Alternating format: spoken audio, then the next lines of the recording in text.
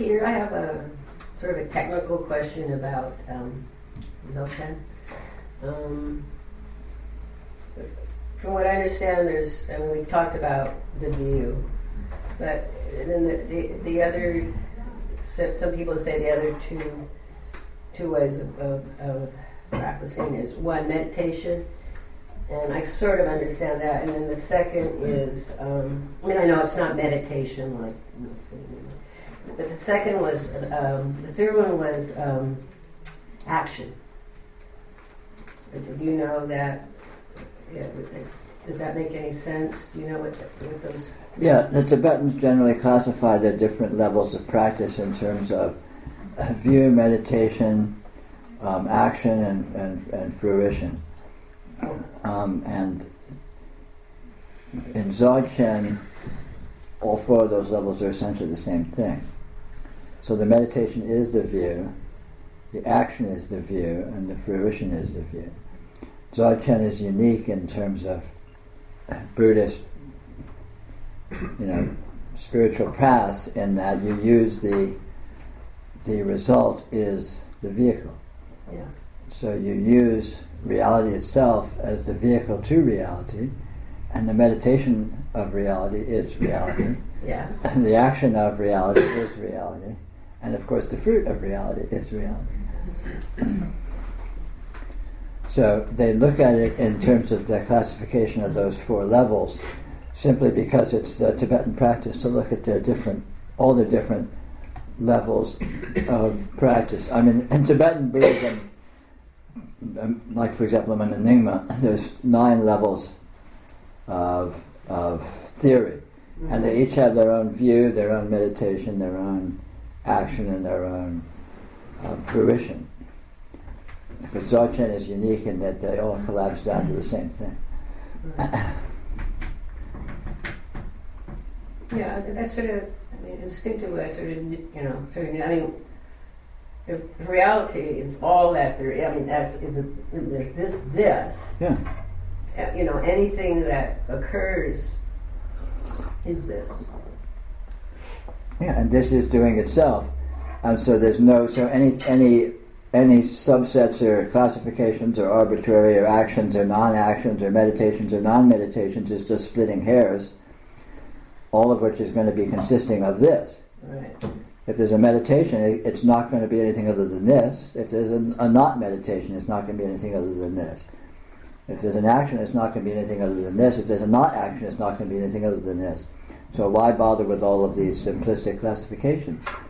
And so in Dzogchen specifically, and also in terms of my recommendation, the highest yoga is to let reality, let the inherent process of reality be the path, be the vehicle, be the action. It's already doing itself, and it's self-observable. It's self-evident that is the case. And anything that you could be doing or thinking you were doing would be nothing other than that anyway. You're just spin doctoring it. It's like, okay, now I'm meditating. It's like, right. No, I'm not meditating. Yeah. Well, the reason why I sort of say instinctive, is that there seems to be, there's just different times or different ways, of noticing, and it sort of changes a lot. And but I don't try to hang on to any one because I can't. Yeah. I've tried. Believe me, I really Sure. That's so great. I had that great experience. Yeah. But that's very powerful. I've tried and I can't. Yeah. So but discovering that is the whole point. When you discover that you can't hang on to it, then you're discovering what it is. Because what this is, it never departs from itself, but it will always look different. So it's endless new, non-repeated revelation, but it's always just exactly itself. That's the and you cannot, and there's absolutely no stability. There's no consistency. There's no way to hold anything whatsoever. There's no way to even find anything, let alone to hold it, because you can't. Even when you're in the midst of something that's very specifically an event of some quality, when you go looking for it, you can't say what it is. because the very nature of what this is inherently transcendental. In other words, you can't find it, you can't pin it down, you can't define it, you can't find anything, and yet you don't need to find it because it doesn't go away. It's right here. But it isn't. But the very nature of what this is that it is not findable. It cannot be pinned down. It cannot be held as being this or that. And the only way you can get yourself into trouble with it, relatively speaking, is by holding it to be this or that, which is what spiritual ignorance consists of. It consists of believing that this is X, Y, Z, whatever you're believing it to be.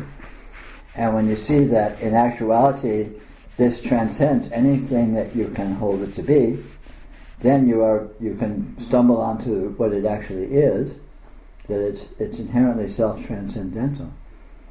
This is what the Buddhists mean by emptiness, this fabled quality of openness. Is that this is exactly what it is, but that can't be found. Yeah. This is completely unfindable, even while it's completely explicit, completely self-evident, never goes away, never departs from itself. But you can't find it.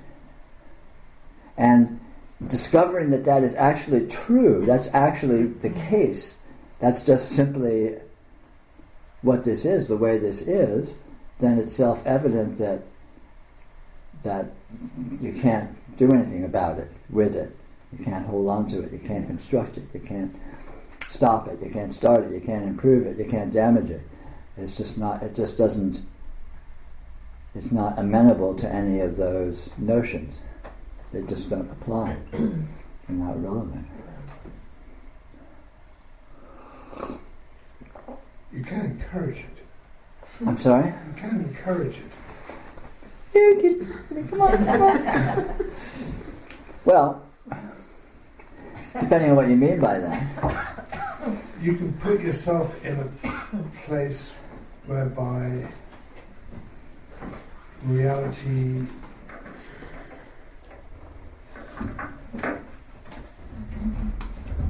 is right in front of your consciousness. Sure.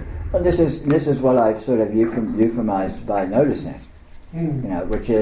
Which is basically stumbling onto being with this outside of any frame of reference, being with this outside of holding it to be anything in particular. And if you can actually stumble onto that experientially, then you discover, you get the big oh wow, and you see what basically what this is. Stumbling is a good word for it, because you can't contrive it. Like I said, you can't contrive it. You can't fake it. You can't decide. You can't do it. And anything you can contrive or fake or do is going to just confuse you about it. The only way to be with this clearly is to be with this non-referentially, to be with this without holding it to be anything whatsoever, no matter how artfully, no matter how intelligently, no matter how subtly. If you have just the tiniest little hint of a way you're holding it to be, you're completely caught up in a web of confusion. So the only way to be with this as it is in clarity is to be completely open to it in terms of holding it to be anything whatsoever. And again, that's hard to contrive, but it's easy to do once you have stumbled onto what this actually is, and you discover that's already the case. Yeah. So it's not something you need to do or even refrain from doing. Just go to the objective fact, and instantly it's the case. Noticing is what this is. This is a noticing. So noticing isn't something you need to do. That's more of a trickery to stumble into it. Yeah, that's what, I was going to say. You're not. It's not being. You are. Mm-hmm. It seems quibbling with words. But these are words. It's very much to the point. The point are is that it's just there all the time. Yeah, it's already the case. It's the objective fact. Yeah. Reality is the objective fact. Freedom is the objective fact. Transcendence is the objective fact. Enlightenment is the objective fact. It's not something you need to do, or not something you could possibly not do, or stop, or inhibit. It can't be done. The only thing you can do is not notice it by misdefining it. and even then, it still is the case. You're just denying it. You say, no, this isn't. This is not. This is not what it is. It's like, well, yeah, you can say this is not what it is, but it doesn't stop anything, does it? Right. My will. Yeah.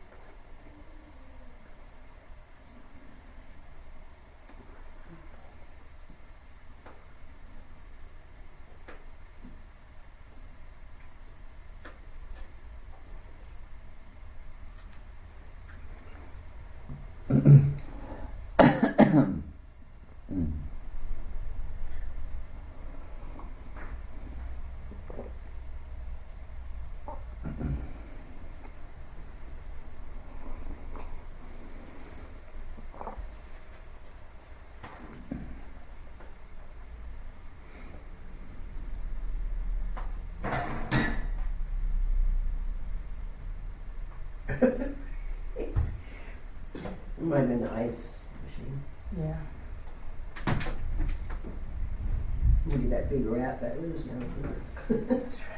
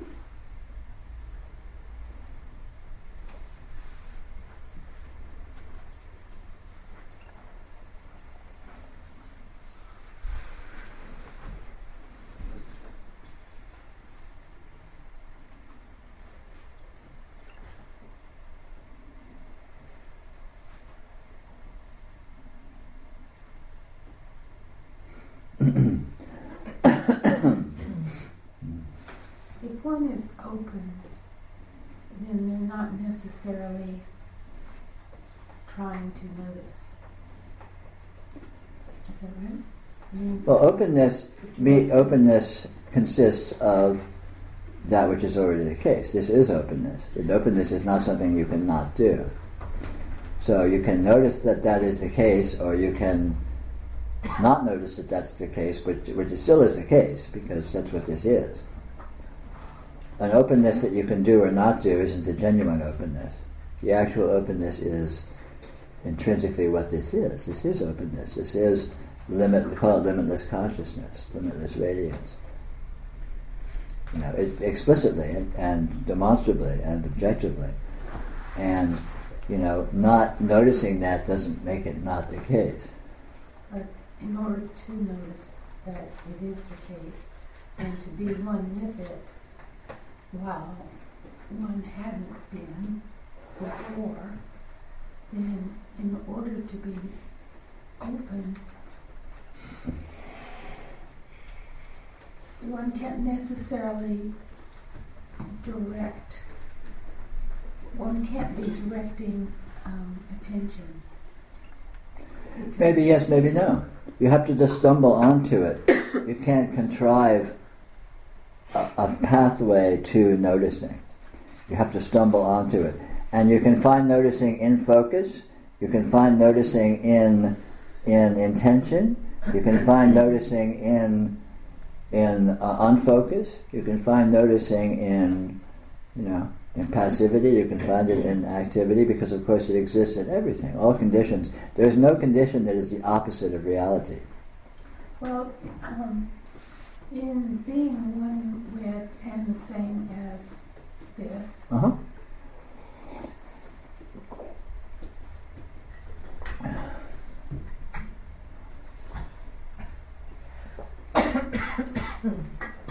it doesn't seem to be a given. It seems that there is something in the way from that being as it is. But that seeming is an interpretation. to get away from, or at least to get beyond that seeming quality, and to be open. Mm-hmm. I'm exploring what it is to be open, because this is open and I am this, Mm-hmm. and yet I don't necessarily experience openness Mm-hmm. fully. Mm-hmm. Then I'm interested in what openness is. That's very good, because because the only way to not notice openness is to be misdefining it. Okay. In other words, if you're misdefining openness and you're interpreting it as closeness, then there can seem to be this big wall that's blocking me from noticing openness. But that's like saying I can't find the forest because of all these goddamn trees. If I could just get them out of the way, then I'd find the forest. But it turns out that openness is the intrinsic structural condition of all apparition. So the easiest way to find openness is investigate whatever seems to be in your way, whatever seems to be blocking you. What is it really? What's it made of? How's it appearing? What's it appearing in? What are its conditions? What's its dynamism? How is it being experienced? I mean, in other words, just be with whatever seems to be your impediment as specifically and precisely as you can, and let yourself see what it is, and fundamentally let yourself discover that it has properties which surpass the way you're used to interpreting it. How do I even know there's an impediment? Well, you just said there was. Oh. If there's no impediment, then that's fine. It's a, how do I know that there is or there isn't? Well, you said there was. There must be, because I don't seem to experience all the other descriptions. Even though I know I know that it can't be described. I know you can't say that it is. No. Don't look at it in terms of what you don't experience. What do you experience? What are you experiencing right now? Right this minute, what are you experiencing? A subtle form of separation. Okay, what's the separation made of? Specifically, what's it made of? Substantially, what substance does it consist of? Perspective of what is perceived. Okay, perspective. So it fundamentally consists of perspective. How does perspective happen? What's doing perspective? That can't be known. I mean. Okay, well look at that. Look at that. The way that it can't be known. What does it can't be known really mean? I perceive a doingness. I perceive a directing of. Okay, good. There's a doingness. So what's that made of? And again, very specifically, very precisely. Don't be with it in general terms. Right. Look and see. Feel the actuality of the doingness very precisely. Be with it very specifically and examine it like a scientist. Like, what is this? Like as if you encountered a new object that you've never seen before, and you were a scientist, you'd say, wow, this is an amazing object. What is it? So you investigate its properties. You look at it. You check it out. You question it skeptically and without preconceptions. So here is this doingness. So what is it made of? What's it consist of? How's it appearing? Where is it appearing? Where is it coming from? What's its dynamism? It arises, it comes into being. Okay, good. Nowhere and without any intentionality. Okay, good. So this doingness comes from nowhere, it just appears. Then what happens? It appears as if it is intentionality. That's fine. Okay, but then what happens? What's its whole arc? So we've talked about its appearing. Then what happens? Okay. No, not what it's like. Not what it's like. So here it is. It's a job. It's intentionality. You're sucked into it. And then what happens? Is it just stay there forever, unchanging? It's constantly evolving and changing. Okay. And coming into being. Okay. And it's a conceptualizing of this. Okay. An interpretation of it. Okay. Good. Now, okay, good. Now, good. Now, what's all that made of? What substance is present when that event is happening? You must be experiencing something, or you wouldn't be able to say that that event's happening. What is it that you're experiencing? What substance are you experiencing? I'm not experiencing a substance. I'm experiencing a quality of experiencing. Okay, a quality. Experiencing. Okay, it's a quality. Good, it's a quality. So what does that quality have? How does that quality have? Can you draw a circle around it? Does it have sharp edges? Yeah, it has feeling. It seems to. It has sharp edges. It seems to work within the apparent body and the feeling structure of the apparent body. Okay, that's fine. What happens at the edges of this urge? What's happening just outside this urge? Oh, it's very peaceful outside. Okay, what's happening at the boundary? Where here's the urge on one side, and on the other side is this great peacefulness. Can you experience the peacefulness? Your words there, you say it's peaceful, so you must be experiencing it, right?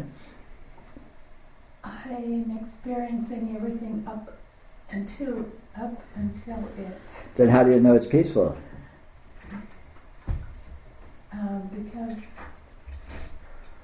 Because you talked about a border, I felt border. If I hadn't talked about a border, what would you feel? Then I would just be right in the energy of it.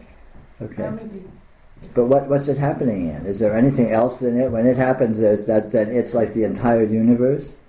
How about that door, that front door? Is that front door part of your intentionality? It has an area. Okay. So what's outside the area of it? Is there anything that you're experiencing outside that area? Is this wall outside the area of your intentionality?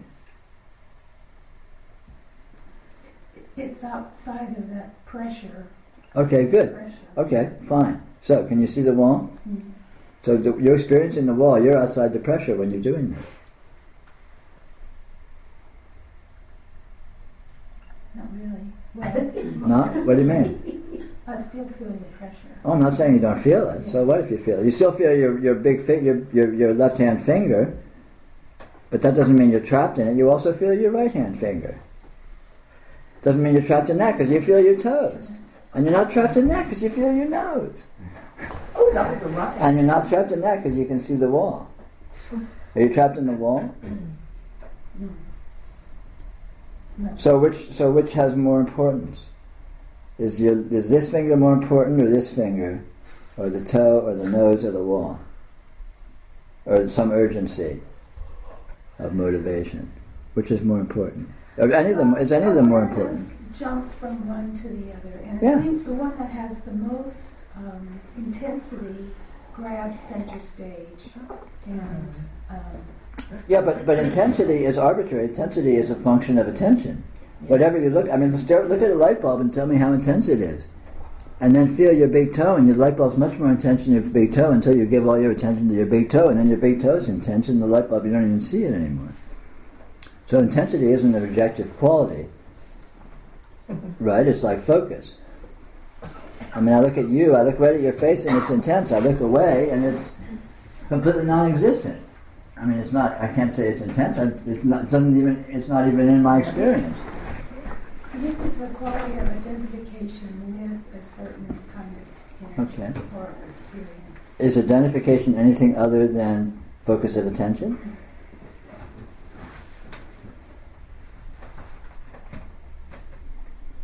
It'd be nice if that's all it is. Well, I'm asking. Look and see. Here it is. Here's your experience. So look at something you're identifying with. Then look at something you're not identifying with. I assume you're not identifying with the wall. Or if you are, find something in your experience you're not identifying with. And then look at something you are identifying with. And see what's going on. So you're identifying with your body, say. Suppose you got tired and you nodded off and you weren't experiencing your body. What would you be identifying with then? I think, when that happens, then identification doesn't rise to awareness. Okay, but then there's awareness without identification.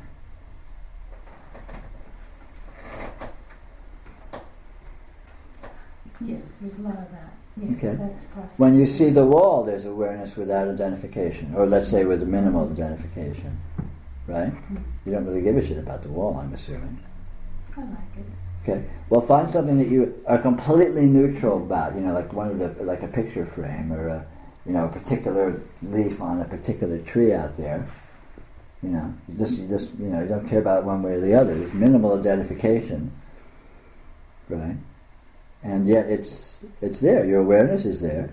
The experience is there. There's no identification. There's awareness and experience and consciousness without identification. Right here, right now. It's just seeing that it's an add-on. What's an add-on? Identification. I mean, Well, there's feeling, and then there's an interpretation of the feeling as if there's my. So Yeah. it's like you're adding on a concept to Sure. a feeling. Yeah, but even if it's an add-on, it's only a localized event. So who cares? So say you're really worried about your body. Say you're like really identified with your body. Like, my body really matters. My body is like, just really what matters in life. Yeah, I give importance to it. Okay, cool. I know that So that's happening there, where your body is. Now, the leaf out on the tree has nothing to do with your body. And yet that's no more or no less in your experience than your body is. Look at the fact of it. I'm not talking in the abstract, I'm talking concretely. You hold up your hand, look at your hand, then look past your hand at the wall or someone sitting on the couch across from you. And see, right now I'm looking at my hand, I'm looking at you, and the hand is not appearing any more or less solid than you are. And you're not any more or less solid than the hand is. Okay, now I say, oh no, the hand matters, it's me.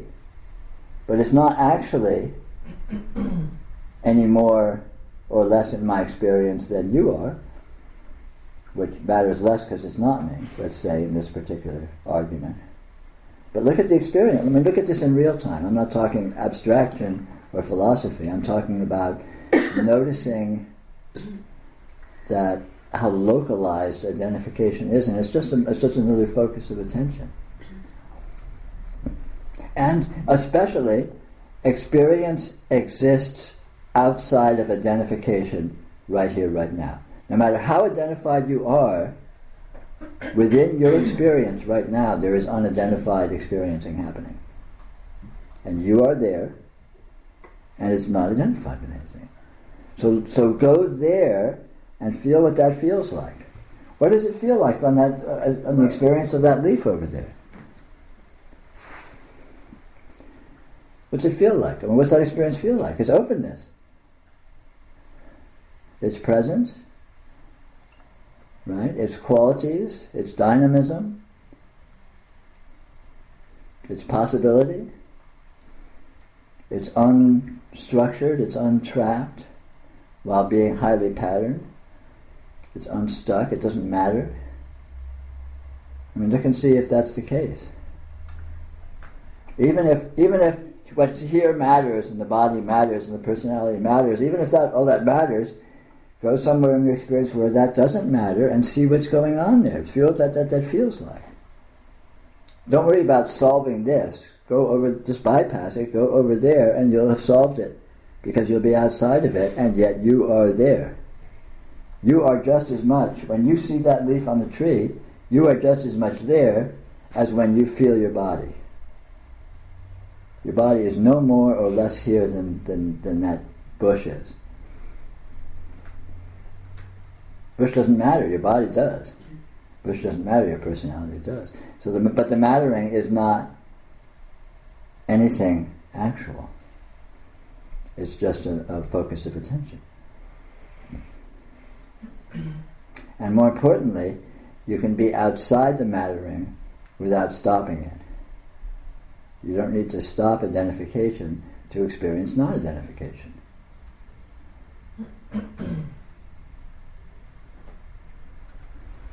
It's being outside that is interesting to me. Mm-hmm. Good. And outside is right here. That's the openness. Even if there's an inside here, the inside always exists in a context of some outsideness, which by definition is here. So you can be with that outsideness, and you get to experience and explore that outsideness without needing to dismantle the insideness. Yeah, it's what grabs the attention. And Sure. It seems as if what grabs the attention takes precedence. Well, it does when your attention is being grabbed, but you can then take your attention and send it somewhere else. And the way you do that is with curiosity. The most powerful force in experience is curiosity. Your focus of attention goes where your curiosity goes. So if I tell you that that bush over there is where enlightenment lies, that's where openness lies, that's where radiance lies, what happens? You start looking, don't you? Because it's true. You know? And you're used to going to your personality, you're used to going to your body, and that's all very fine. You don't need to not do that. Just notice that there's alternatives. You don't have to always do exactly that and then just shut down. Even if that's there, that's not all that's here. You can be outside that just by letting yourself be curious. Look in the sky, look at a cloud, listen to a bird song, glance at the sun. These things have nothing to do with your personality or your body, but they're actual. And consciousness is there, or they wouldn't be appearing. You are there, your experience is there, or they wouldn't be appearing.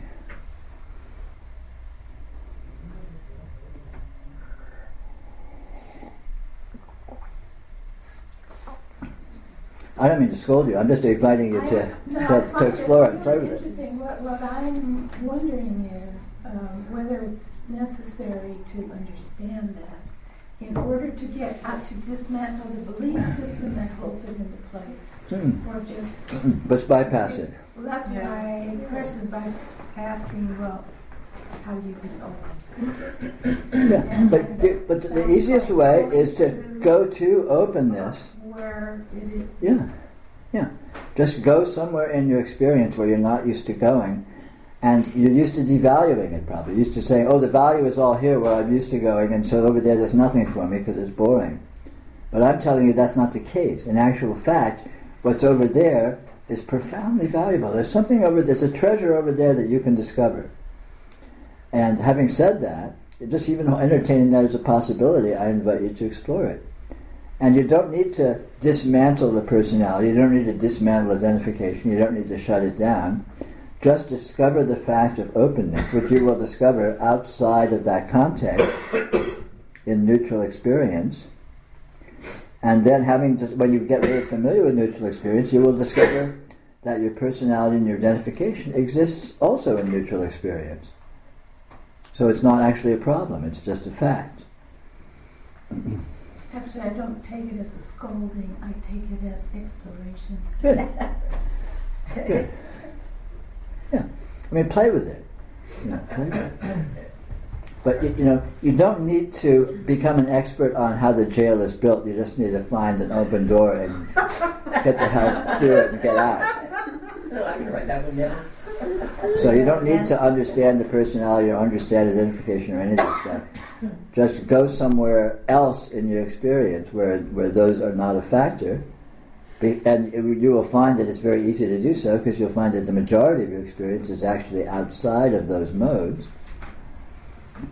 And if you familiarize yourself with what you find there, it will rearrange and readjust your entire sense of what your experience is.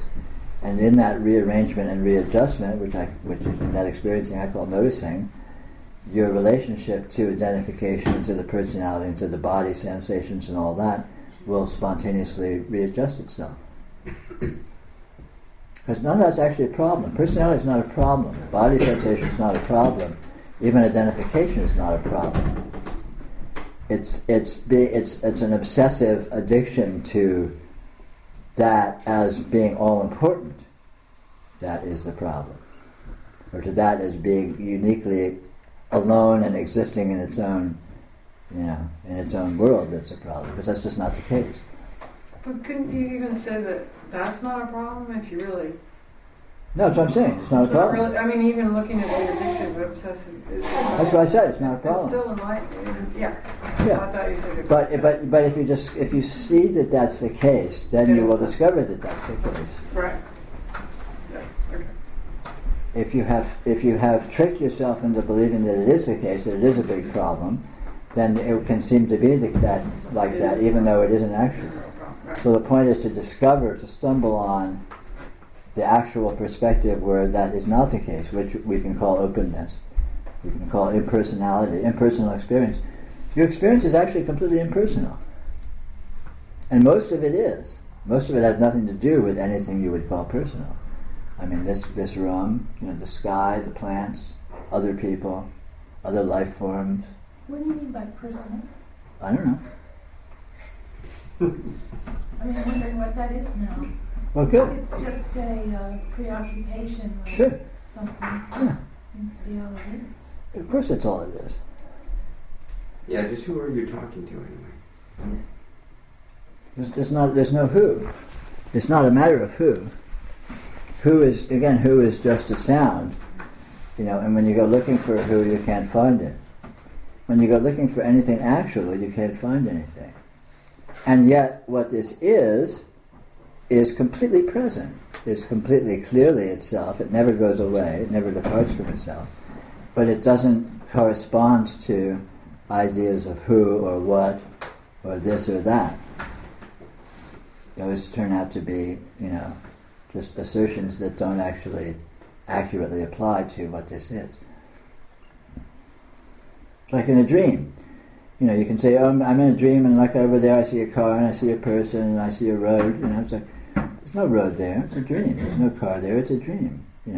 You're indicating an arbitrary portion of the experience, of the field of experience of the dream as if it was a car, but you're not naming a separate object, you're naming a portion of a field, and likewise here. You can't, all these names for things, or conditions or qualities, when you go looking for the actual target of what you're naming, it doesn't turn out to be anything actually there that's meaningfully distinguishable from its context.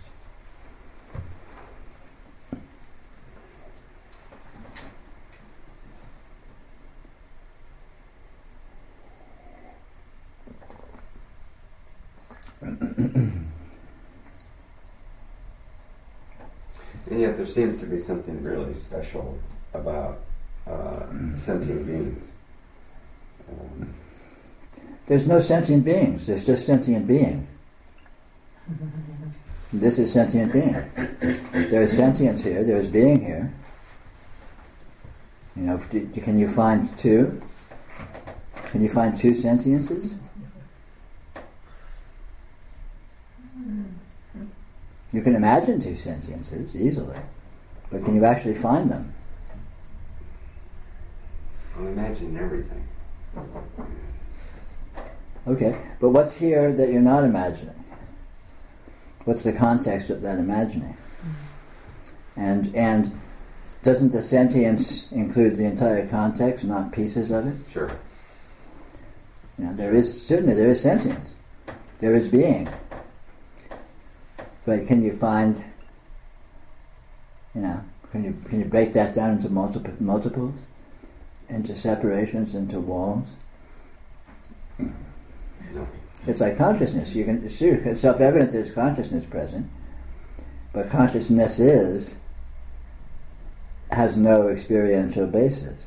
You can imagine it, you can hypothesize it, but you can't find it in experience. And experience is only one consciousness. Experience is only one sentience. And experience is only one being.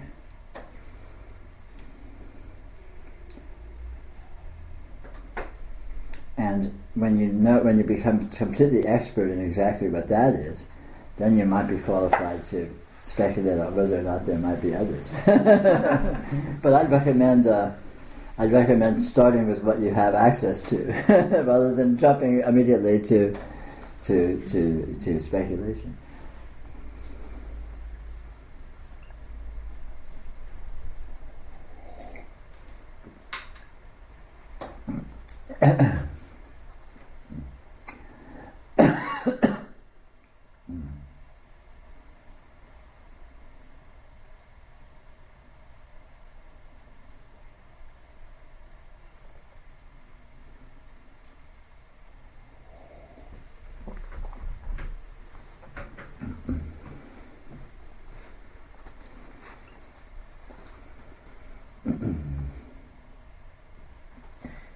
Peter, isn't it just sort of a I mean, isn't this openness just sort of natural? I mean, when you're sleeping, daydreaming.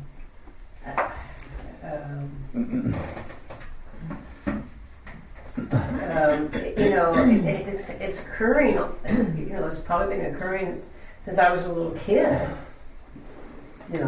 It's just part of being. But what's part of it? Well, just being open. You don't have to try to be open. No, openness is just is an arbitrary qualification of what this is. Yeah. And this is itself outside of space and time.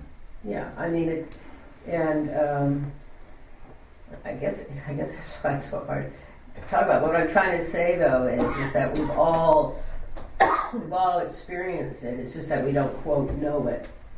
We can't name it. Yeah, well, and we do. You do know. You've never known anything else. You may just be used to confusing yourself by thinking that it's other than the way that it is by believing in the way you've misnamed it. Right. I mean, we have all of these words, and it's easy to suppose that since there's 10,000 words, then each of those words actually refers to something, so there's 10,000 things. In actuality, there's only one thing. And the fact that there's 10,000 words, all 10,000 words refer to this one thing. And so, but you get confused as hell if you don't see that. If you think, oh my God, there's all these words, so there must be all these things. How do they work together? How do they fit in? Where do they go? Where am I going to put them all? Yeah, I know. And it's like, oh, there's only one thing, and it doesn't need to be put anywhere. It's just here. And there's all these words for it, but it doesn't have any parts or pieces. Right. Just because there's all these words doesn't mean they're separate things. And that's one of the ways we confuse ourselves. But what's so weird about this whole, even just this whole conversation, is as soon as you see it, it's gone. I mean, because I have named it. If you see it and try to hold it as something, i.e., try to conceive of it, try to have a name for it, try and have a description, it slips through your fingers like water. Because it cannot be held, because it does not conform to any, no matter how skillful and artful and intelligent you are, your very, very best efforts at naming it and describing it are going to fail utterly and completely. And so you step forward and you go, oh, I've got a great insight of, it's just like this. And all of a sudden, you've got the insight in your hands and it's dead. Yeah. It's nothing. Yeah. It's a shell. It's a lie. It's a pathetic fabrication, and reality hasn't gone anywhere. But you're not holding it. But even so, in this hot song, in this conversation, I mean, something happens, Mm-hmm. And I think I asked you this before. I mean, I'm still struggling with the question, but there does seem to be sort of a certain time or a pattern of words. I don't know what it is. That something that you say that just seems to be it. Yeah, but it's not the words. No, I know. I guess that's it. It's. If you speak words from words, you end up with confusion. Yeah. If you speak words from no words, you end up with reality. Yeah, I guess, something happens and I just say, get the words just sort of scatter like little dragon's teeth, little letters, and, sure. And then something happens. Yeah, sure. But it wouldn't have happened unless, well, it does happen without satsang, but unless there's some pattern of words that are truer than others. It's not that the words are truer than others. It's that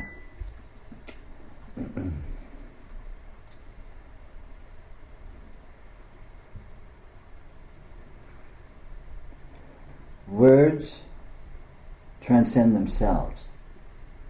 And if you use words knowing that, you won't trap them, because then you're not building things with bricks, you're building things with flashes of light. Yeah.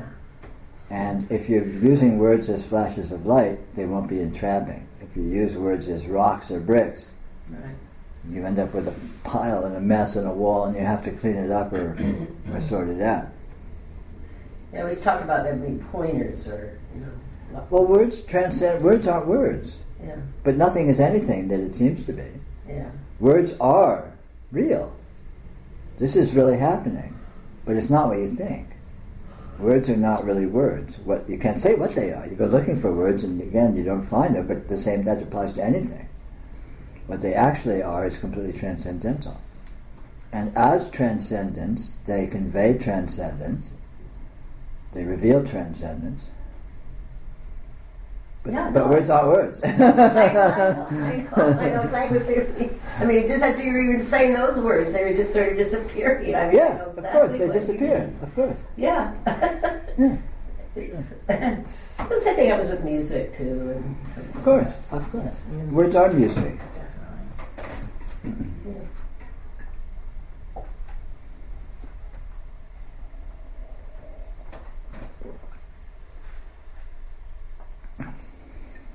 They're kind of like this brilliant trapping.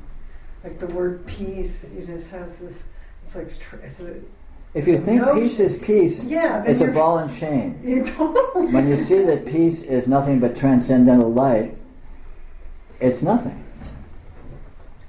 And the same with pain, or war, or bondage, or any of these things. If you think they actually are what you think they are, they're just a brick in your jail wall. But when you see that what they actually are is absolutely inconceivable infinite radiance, which is literally the case. This is not metaphorical. This is not like an aspiration or a fantasy. There literally are infinite radiance.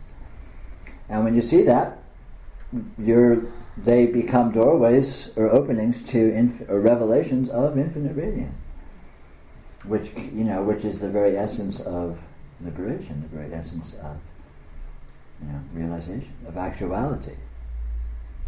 Because infinite radiance is the only thing that is here. The only thing that can be here.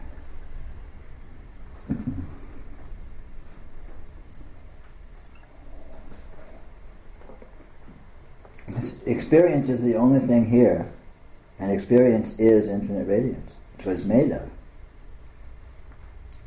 It's that simple.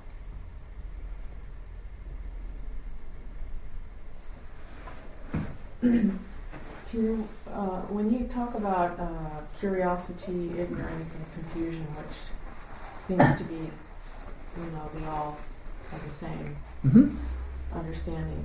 But when you talk about those three, and then when you were just saying earlier that if you're in a curiosity mode,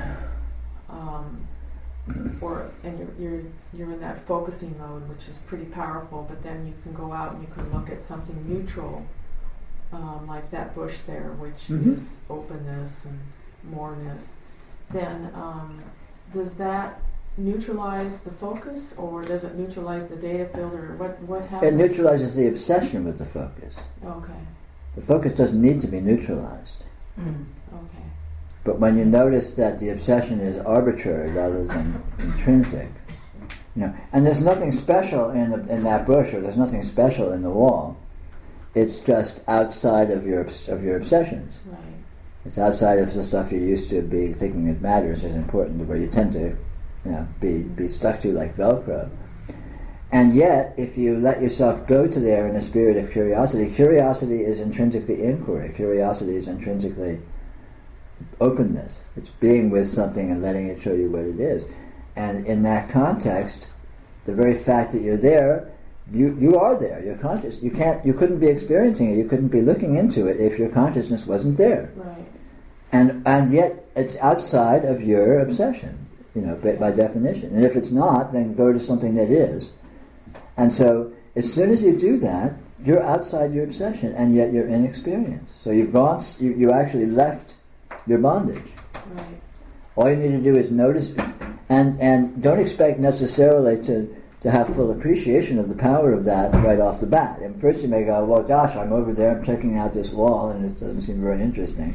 That's fine, but let yourself play with it, let yourself familiarize with it, let yourself, wow, there's unattached experience over there. There's free experience. There's experience that is not bound by anything, that is not anything other than completely dynamic, completely fluid, completely unobstructed, and feel what that feels like. And wow, it's kind of a neat feeling. At first, it doesn't feel like much because we're used to sort of the weight of our obsession and our Velcro and our importance. And over there is nothing. There isn't much of that, so it seems like it's sort of a non-event. It seems boring maybe at first, right, or whatever. But with familiarity, you discover, wow, there's some really subtle delightfulness there. There's some really interesting qualities. It's not just nothing. It's not just boring. It's not just a non-event. But it's not as heavy-handed or as obvious as our obsessiveness. And it's got a. It's interesting. There's an openness and a dynamism and a flexibility and a fluidity there. And just by being familiar with that, you train yourself to be sensitive to that, and then you notice, wow, this is amazing. Consciousness has this whole a way to be with form in a very unstuck way, in a very impersonal way, and you train yourself to become sensitive to impersonal experience, to experience that doesn't have something to do with what matters to you. And then in that context, in that sensitivity, it will rebalance your entire sense of yourself and other things that do matter to you, and you'll discover that they also share the same qualities and exist in a context of all this openness and this freedom and this fluidity and dynamism and spontaneity, and the whole thing just lightens itself up.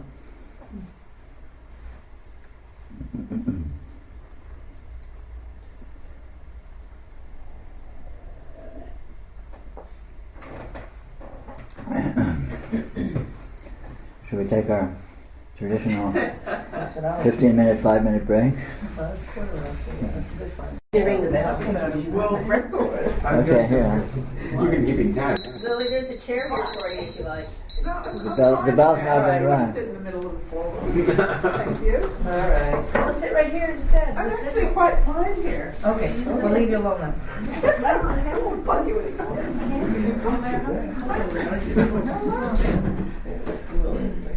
There is no one here to sit. There you go.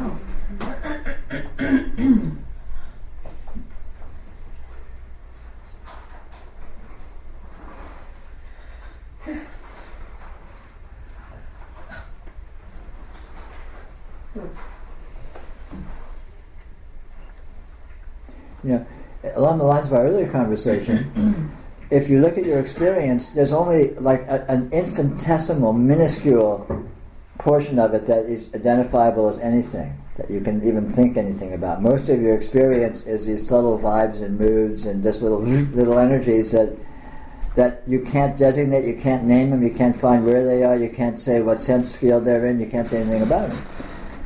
And of course we're not used to not noticing that because we tend to obsess on the portion of our experience that we can think about and do have names and do have descriptions about. But most of our experience is completely undescribable. And, literally just quantitatively, the vast majority of it is just, it's like what you see when you're just falling asleep, when you're really drifting off before you're completely asleep, but you're not really relating to your sense experience or the sense of the room or your sense of your body or anything. What's it look like? What's your experience look like? It's just this, it's nothing. It's just wild. It's amorphous, right? It's just these weird present vibes of experience, and we don't have words for what that is. And most of your experience is like that all the time. And so the easy way to find noticing is just sensitize yourself to experience, to letting yourself notice and appreciate that portion of experience, and just go there. And you'll find yourself outside of all frames of reference, you'll find yourself outside of all describability, and just feel what that feels like. Because it's because you are there, that is in your experience, and yet it's completely outside of space and time and a universe and objects and subjectivity and you or other. It's just totally unqualifiable in any of those terms. And it's because it's already the case, it's already right here, you just need to tune into it. It's just a more extreme example of going to a wall or going to something outside the window or whatever, to find something that's unqualifiable or neutral.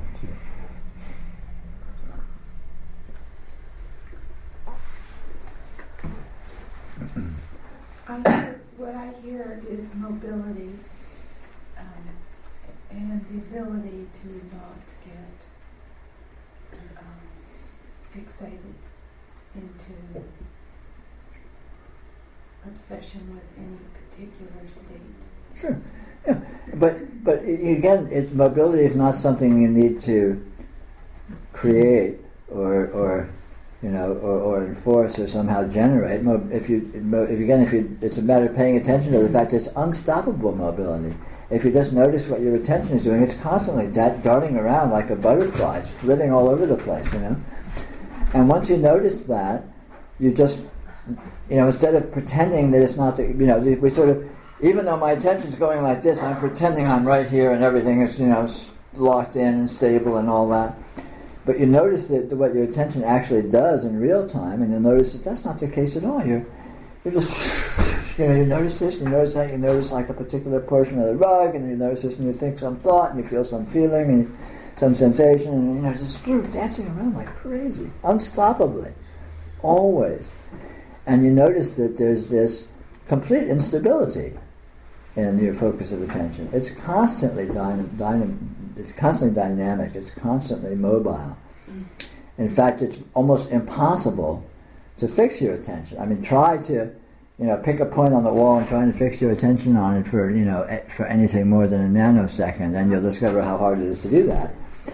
So the mobility is again not something you need to do or generate or rise to. It's something that it's unstoppable. And simply noticing that is the case, again, empowers you to appreciate it, empowers you to use that fact to demolish the illusion of consistency, the illusion of that you have a monolithic personality and a monolithic obsession and you don't. You have to recreate that, you have to rebuild that, with great effort every instance. In actuality, your experience is very incoherent. Your experience is very, Well, I think, at least from my experience, there is a prevalent absorption. I think a natural state that isn't the natural state, or the conventional state, is absorption in whatever it is that is the absorption, until you find the mobility. But what I'm saying is, even if you notice that absorption, it's a lie. It's not really the case, because in actuality, your real-time experience in the moment is really much more dynamic than that. And yet you can sort of hypnotically deny that and not notice that. You can hypnotically get in a place where, oh wow, this is what I'm with, and I'm obsessed with it, and I'm working with it, and I still am. But in actuality, your real experience is just, like a crazy person just going all over the place. And so again, it's not something you need to do. It's something you can just simply notice is actually the case, and then that empowers you to be with it in that mode, and your obsessiveness or the monolithic sort of qualities of your investment in things you'll just notice it opens up spontaneously, because it is open. Actually, there is no closeness in experience. It doesn't actually exist. Simple fact. And so, since that is a fact, it is possible to notice that that's the fact. And when you notice that's the fact, It's powerful.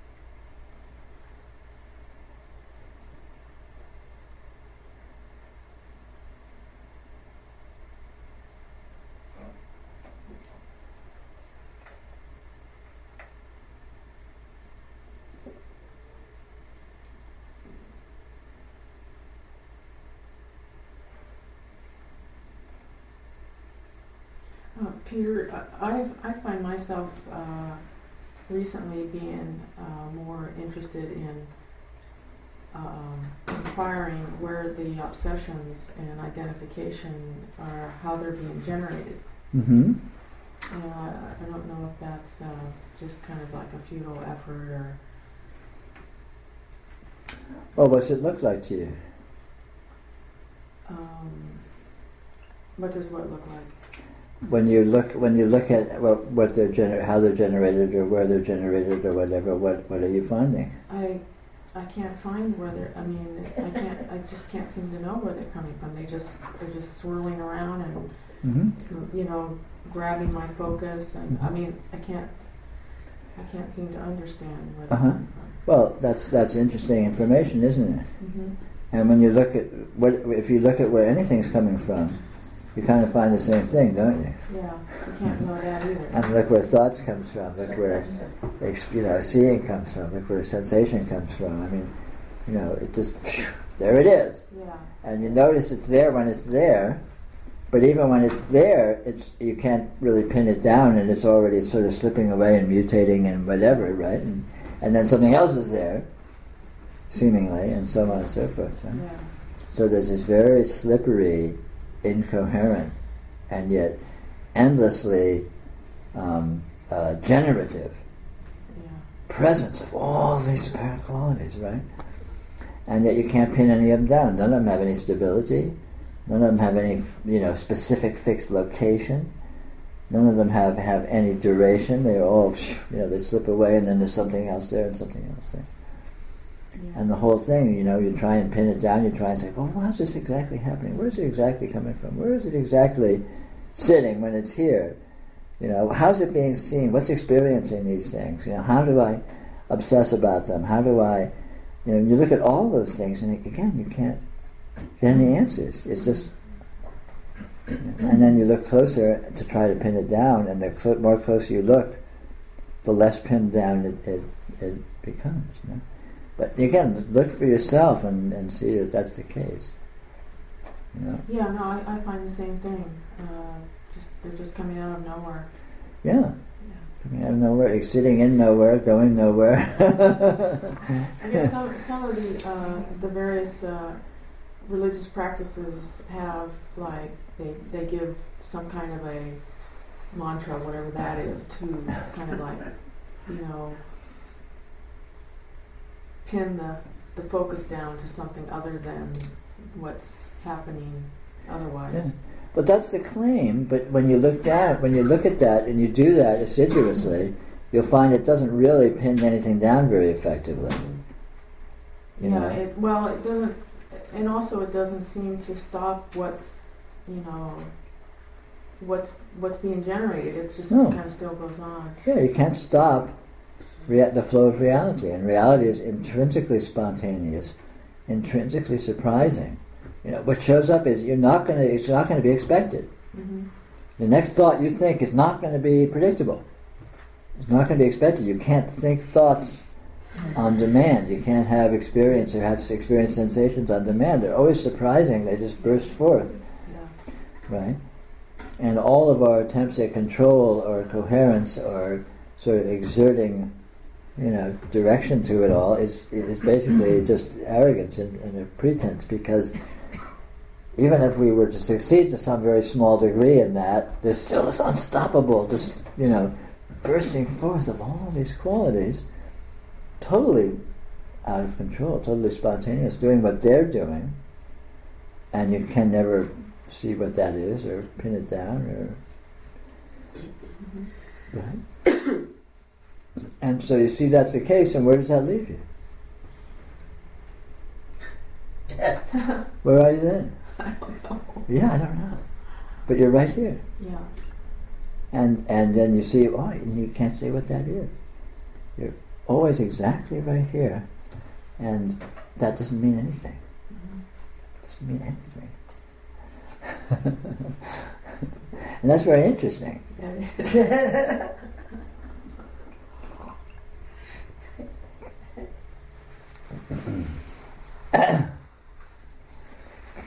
Yeah, lately, Peter, I've been seeing that, there's sort of like the lowest common denominator, or that if I look ahead in certain situations, I can see sort of where they'll end up, which is,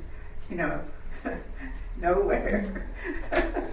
And so, where I have habitually seen myself, beating my head against the wall to try to kind of come up with a solution. Yeah. But then when I look ahead and see there's nothing to be done, to just like let the chips fall where they may, so to speak, in a lot of different circumstances. And there's sort of a relief in that. Oh yeah, sure. And the things that I imagine will happen, which is usually fear, terror, and anxiety. Actually, the opposite of that seems to happen. So it just sort of, I've just been sort of playing around in that to try and get a sense of trust in this. And it seems to me there's a lot less anxiety and fear. And then when stuff does come up, like, where I go back to the what, how, can I do this to change the, when I catch my brain or whatever it is doing that, just to kind of look and see, like, what's actually going on here. Oh, there's nothing to change. There wasn't even anyone there to begin with.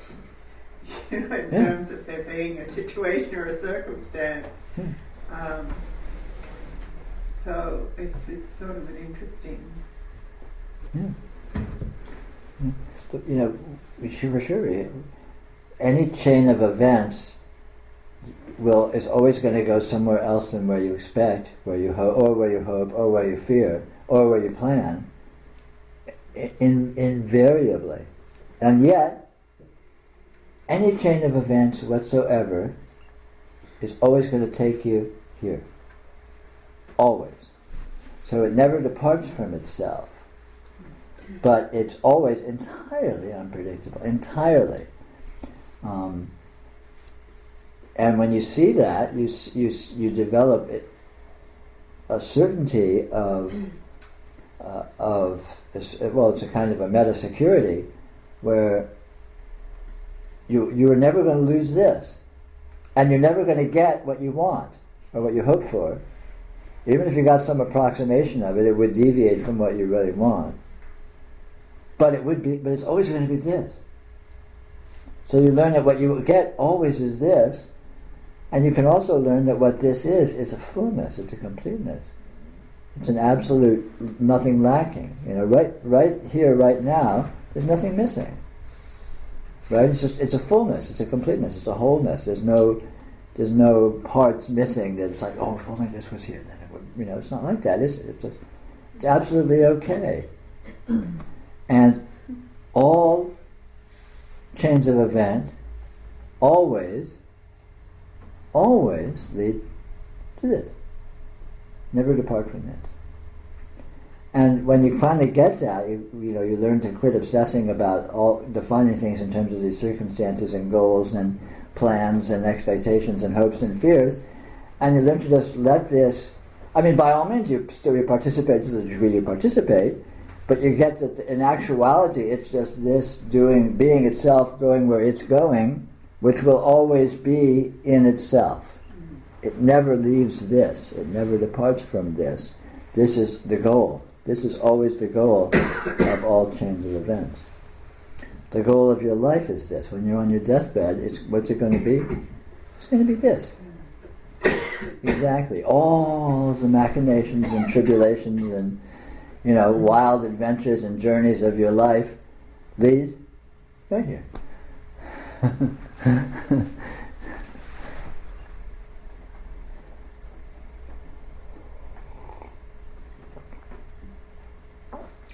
And that is realizably good news. If it feels like bad news, then you might want to investigate how you're defining good and bad a little more closely.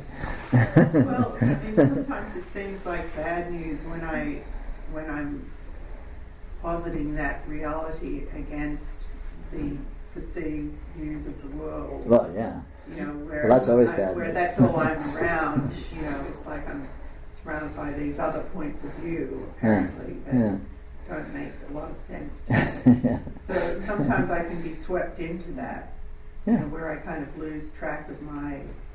I mean, if I examine more deeply, I can immediately see that, in fact, do that sort of play this out to the end and realize I guess what it is like when I look at this from that point of view, there seems to be incredible insecurity, and there seems to be nothing to hold on to, even though things that I have been holding on to really have no strength or validity at all. Yeah. When you learn, when you finally get it through your understanding that nothing is all you're ever going to get, and nothing is what you always have, and that turns out to be great news. Because nothing is not a lack, nothing is a fullness, nothing is a completeness, nothing is an absolute endless cornucopia of amazingness. And when you discover that turns out to be the best possible news. And in fact, all of this other stuff that we hope and fear has always been nothing. And the fact that you get nothing, having gone through that, event is basically a zero-sum game, because you always end up here now with this. Always, exactly. It'll look different, always, but it looks different from itself anyway. But you can't say even what it looks like, because you can't. What does this moment look like? Like right now, what exactly is happening? It's like, it's completely, it's unresolvable. It's incoherent, and it's always that, and it never departs from that. And when you get that, wow, you're always home. You never depart from home. You're never getting home. You're never leaving home. You're never arriving home. It's just this. Always this condition that is the case right here, right now, is the only condition that is ever the case. And all of these apparent circumstances that we try to relate to it in terms of are untrue. They're inaccurate. They don't actually apply. Because what's actually true is always this actual condition right here. And it never changes, never departs itself, never loses anything, never gains anything. And it never can be defined or pinned down or isolated.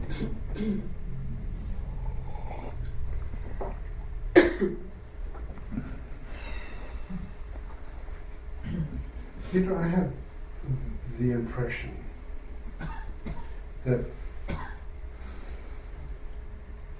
this underlies everything, and all the personality, all the thoughts and everything else is like a trivial layer sitting on top of it. That even noticing is it can point down towards this, but it's still a mental process that goes on, or at least and meditating and obsessions and joy and everything else. Yesterday we went to see a movie and there was an opera playing at the same time as the movie, and I could take all of these different levels of music and visual things in, and yet below it was the stillness that never goes away. Mm-hmm. It doesn't matter all of the stuff that's on top. Mm-hmm. It's like, it's not going to go. It's always there in some form or other. Yeah. And you're worrying about this, you're worrying about that. It just happens. I mean, it's... Yeah. Yeah, absolutely. Except that it's not really layers and it's not really on top of. Exactly. Even though it may seem that that's the case, more inherently, all of that is this. That's right. This shines as all of that without departing from itself. Just like a dream shines as all this apparent event without departing from sleep.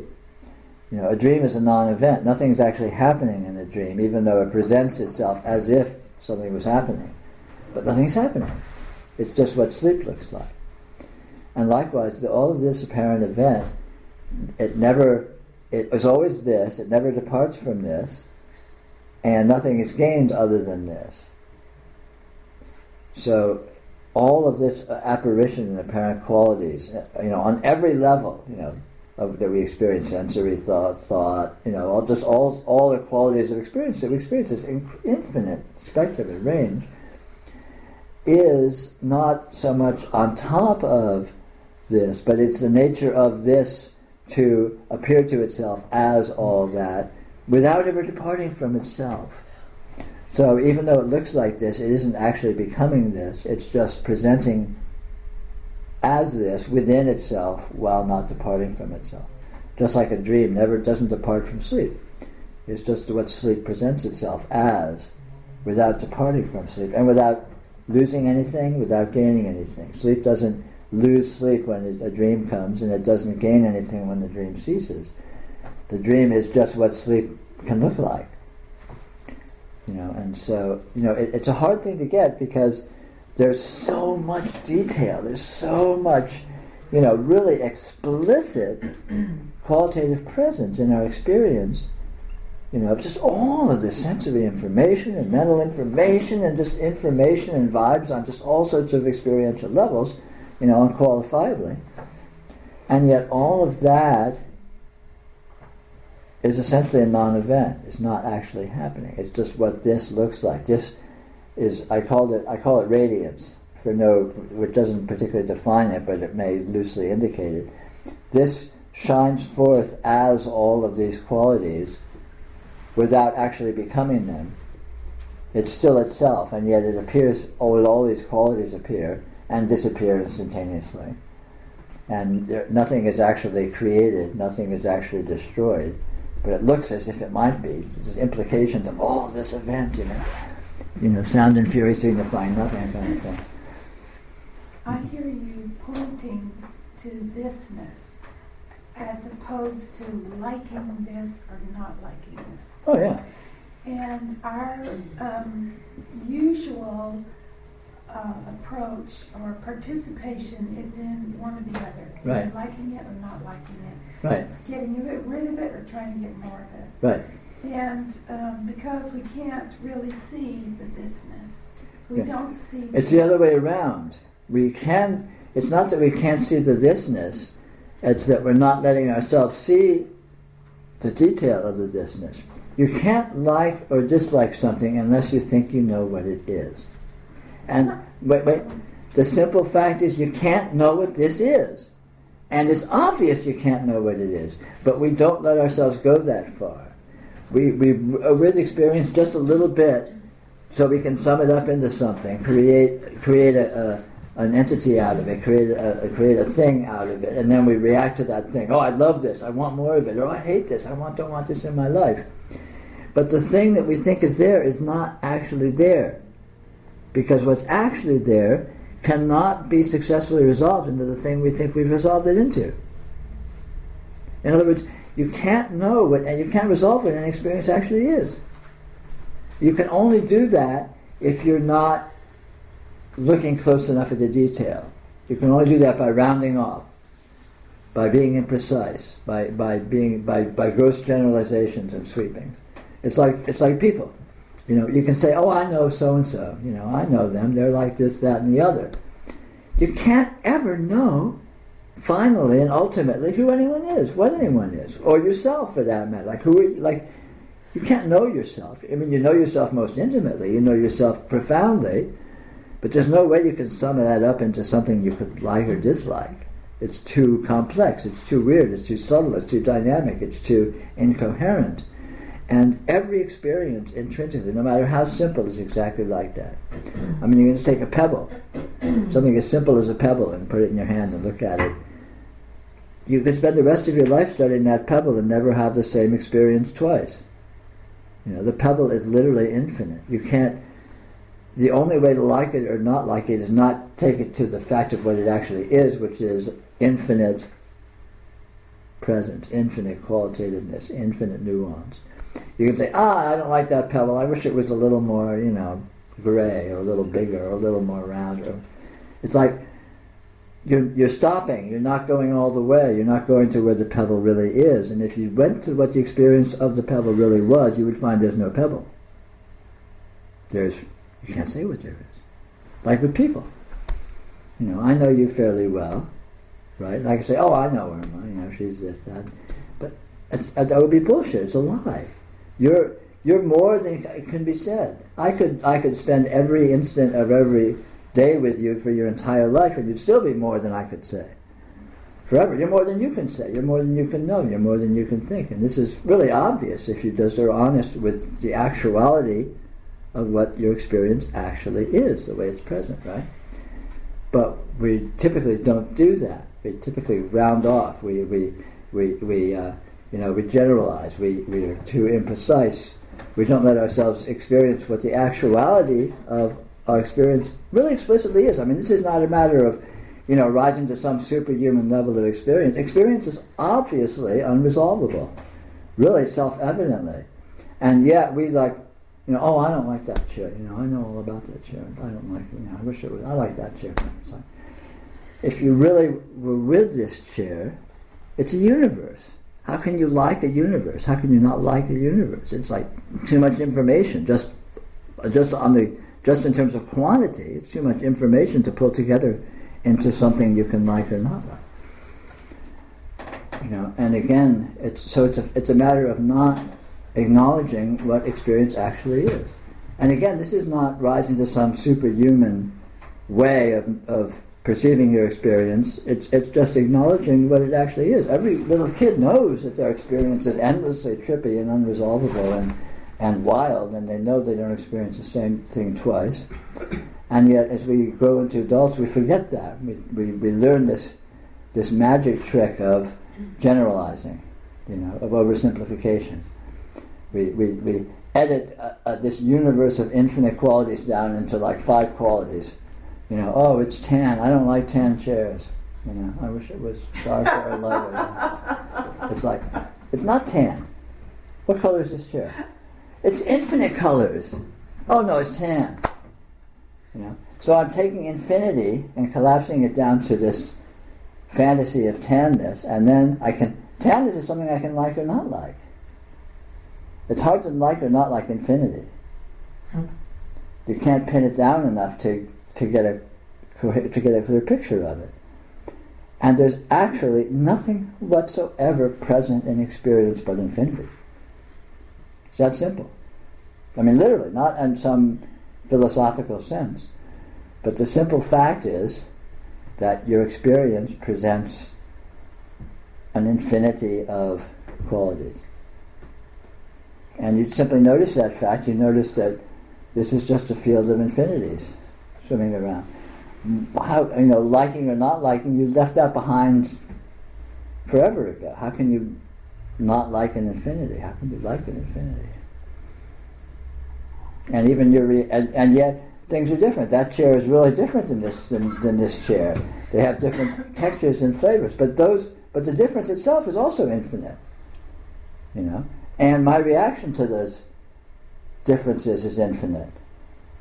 And so, this every object, every relationship, every movement within experience is infinity.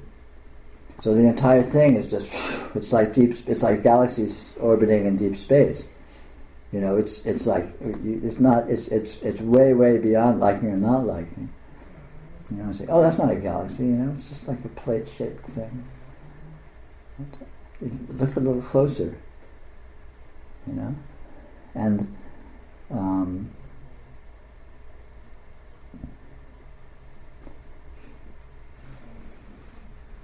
that's how it is. Yeah, that's interesting. I mean, I like what you said, that you see detail of this. I was thinking that perhaps you actually wake up to see the apparent thisness of everything, but you're going the other way. Yeah, no, this is the details. The details are this. This is not some transcendental thing that's way over there, that you somehow use the details as a hyperspatial portal to get to. This is very front and center. You know, I mean, that's the trap of using a word like this. You know, it's a seeming transcendental entity that's this invisible thing that's here that you've got to somehow intuit or find or feel. No, when I say this, I mean this. Just this, what's in your face. This is very explicit. It's not hidden at all. And what does it consist of? It consists of a field of infinite detail and infinite consciousness, miraculously appearing with absolute dynamism, absolute incoherence, absolute intelligence. You know, and you know, you could probably abstract a few other arguable qualities out about it. And you know, what can you do with that? Well, it's just a case. You don't do anything with it. But it's completely explicit. I mean, we're not talking about. It's not transcendental because it's long ago and far away. It's transcendental because this here that is completely in your face happens to be transcendental, in the sense that it transcends resolution as this or that, as anything whatsoever. It cannot be resolved into any simple condition. It cannot be held accurately to be any way, any particular way. And that applies to this and every aspect of it.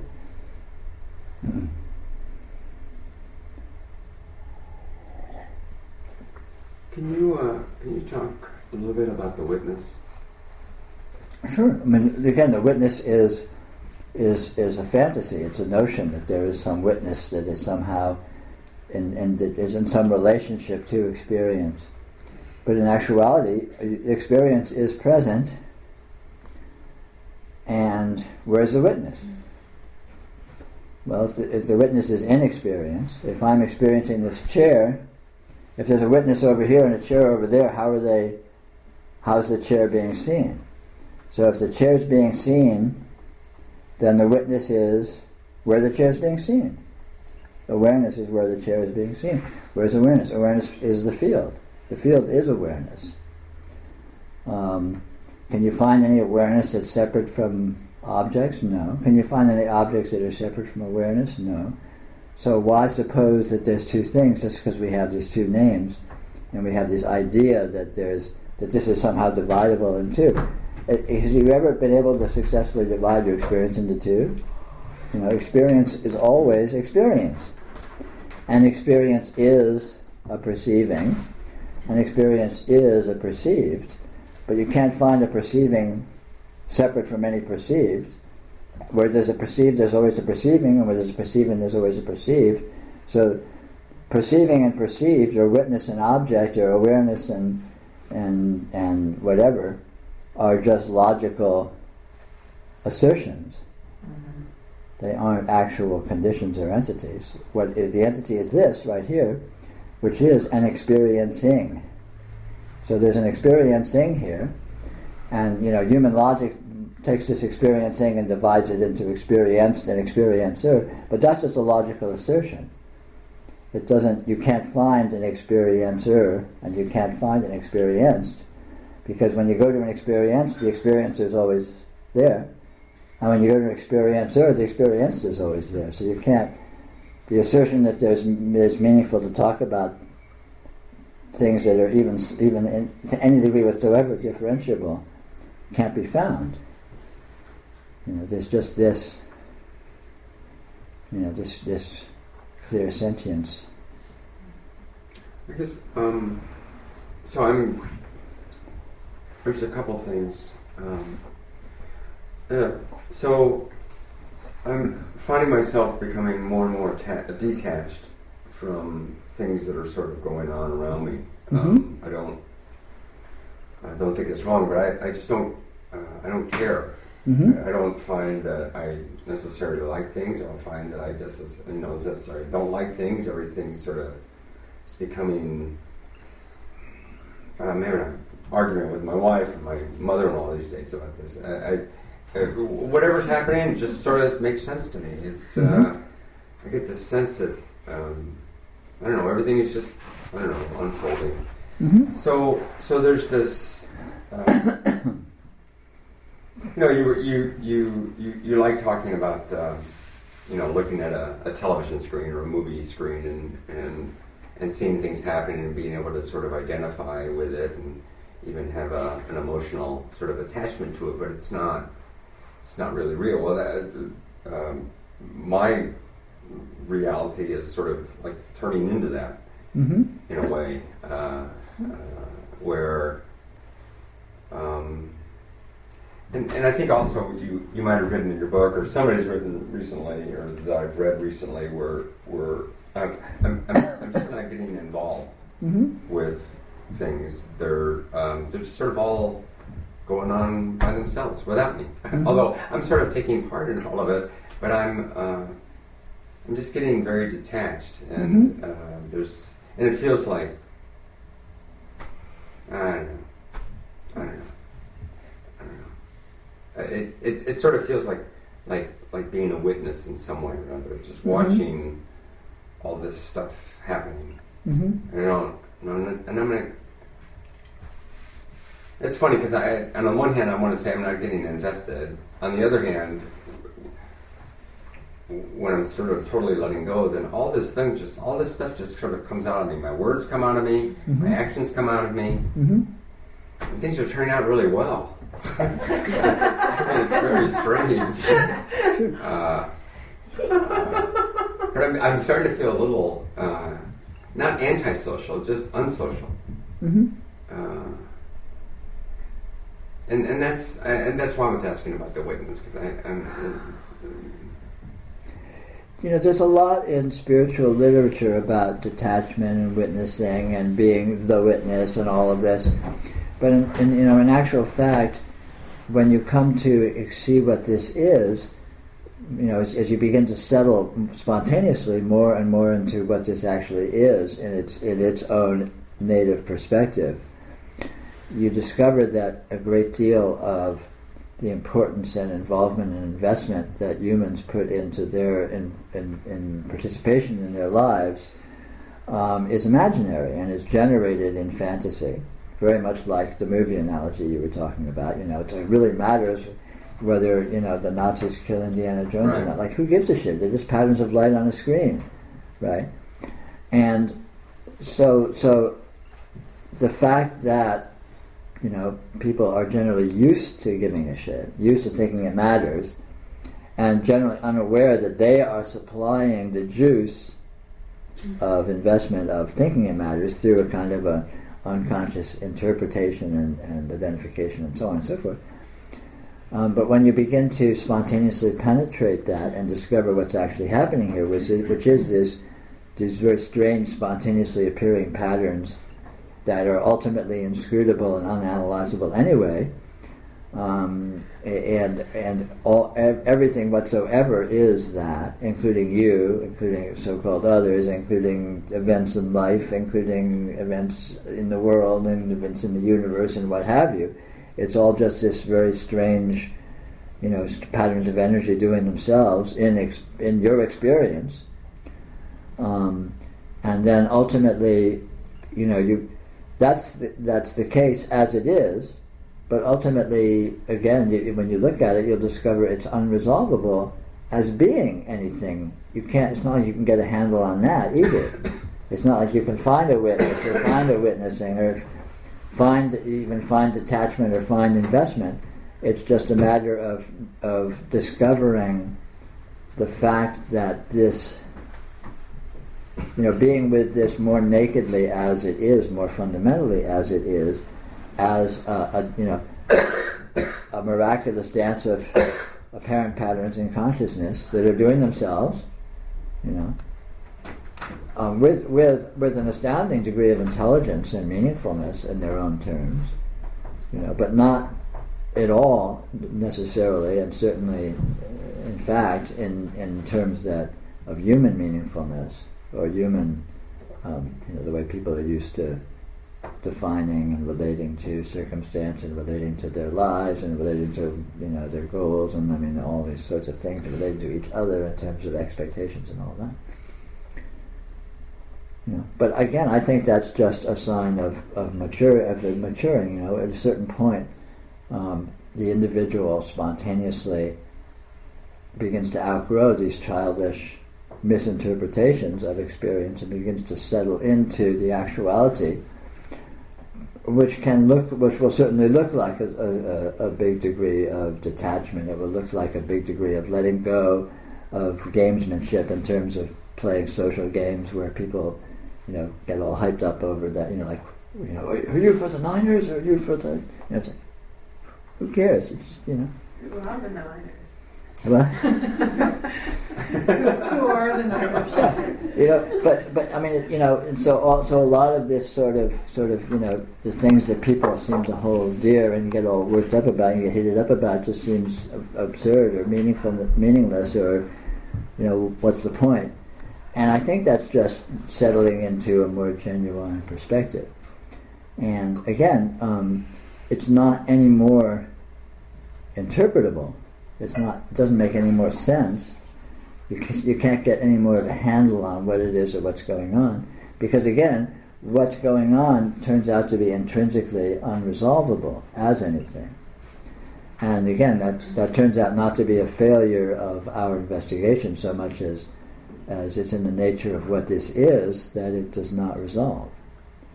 It's like trying to pin down exactly what a dream is. Well, you can't, because it's a dream. It's not anything. So of course you can't pin it down. And this turns out to be very similar. This is a very clear, explicit condition, and it's absolutely impossible to say what it is or how it is or why it is or anything like that. But fortunately you don't need to, because here it is and it's not going away and it's taking care of itself spontaneously. And you discover ultimately that you are it, because you can't find a you separate from it, and you can't find an it separate from you. So you are this unfathomable, indescribable event that looks like the universe of your experience. And that's kind of what you're left with, and you can't say what any of that actually means or what it is. That's just sort of a way of indicating it very vaguely, sort of a hand waving, And yet there's a depth of a richness and profundity in being with this as it is that we grow into and we learn to appreciate, that is wholly on a non-human level and wholly on a level that cannot be verbalized and cannot be described and shared with people who aren't themselves also moving into relating to their experience in a similar, more mature way, more genuine way. But again, it can't be resolved what it is. It can't be resolved in terms of witnessing. Although witnessing sort of indicates it, but witnessing is typically a more contrived pretense of, I'm going to posit a witness and it's way back here somewhere and it's detached. And even though that technique may enable you to stumble onto this, an aspect of this genuine condition, but witnessing or experiencing is what this is. This is an experiencing, and having said that, you can't say what that is. So they haven't really said anything, but it is holistically itself. It is this. It is this experiencing. You can't separate an experiencer out. You can't separate an experienced out. You can't say what any of those would be if you could find them. And you can't say what this is or how it is the way it is, and so on and so forth. But having said that, just because you can't approach it in those terms, you can be with it very intimately, and you can be with it very intelligently, and with an intense participation on all aspects of it, very meaningfully. But it's irrational and non-verbal and illogical. So at that point you've left describability behind, you've left logic behind, you've left the ability to verbalize behind. But you never, but there was always a pretense that you could ever verbalize experience anyway. Experience has always been that. So it's really just being settling into an honesty with what experience actually is and has always been, and letting it be that without needing to pretend that you can add to it or something by being glib or whatever. Well, there is some sense that dropping that pretense is noticeable, perhaps to others too. Sure. Initially. Oh yeah. I mean, Sure. It's like having made a stab at trying to keep some sort of pretense going for a long period of time in many different ways in our lives. Oh yeah, sure. To suddenly be not able to do that anymore. Sure. As you become less interested in human gamesmanship, if you find yourself participating with less gusto in human gamesmanship, the people with whom you've been playing human games or who expect you to play human games may have a little bit of a reaction to that. Mm-hmm. But that's that's just the wind blowing. Yeah, it's kind of like it's a lot like moving into adolescence from childhood. Your childhood buddies are sitting there going rum rum rum with their trucks and their sandbox, and you're not really interested in doing that with them anymore. So there's a little bit of a disjunction during that transition. But then you encounter other people that are interested in doing other things, and the fact that you leave behind the people that are playing that kind of gamesmanship is not really a loss. It's just a movement into a different mode. And some of them will come and join you, and some of them won't. And that's just the nature of maturing. The nature of maturing is that you move out of the sort of the normal modes and the norms of the people, of the level of functioning that was the norm in your more immature condition. And ultimately all this spirituality is just natural maturation.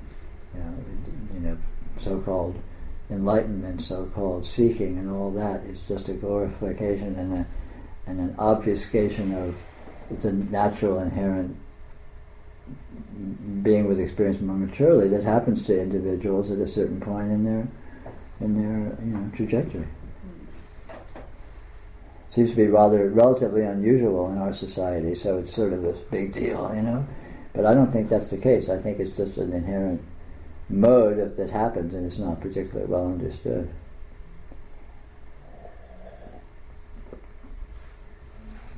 I wanted to go back a bit to when we were talking about the infinite detail. Mm-hmm.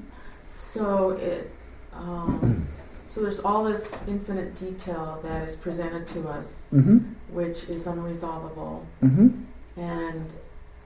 but yet it's believable, and so that seems to be generating the confusion, which is... Well, what generates the confusion is the idea that it should be resolvable, or the idea that it has been resolvable. Right. And in the face of the presence of elements that actually weren't resolved. Mm-hmm.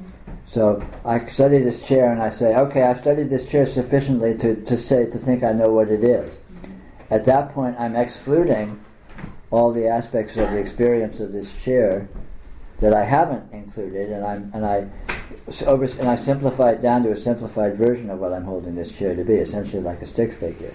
Mm-hmm. And that's confusing because I have two things all of a sudden. I have this simplified conception, and I have the actuality, which is always going to be more, bigger, other, present more information than I've gotten here.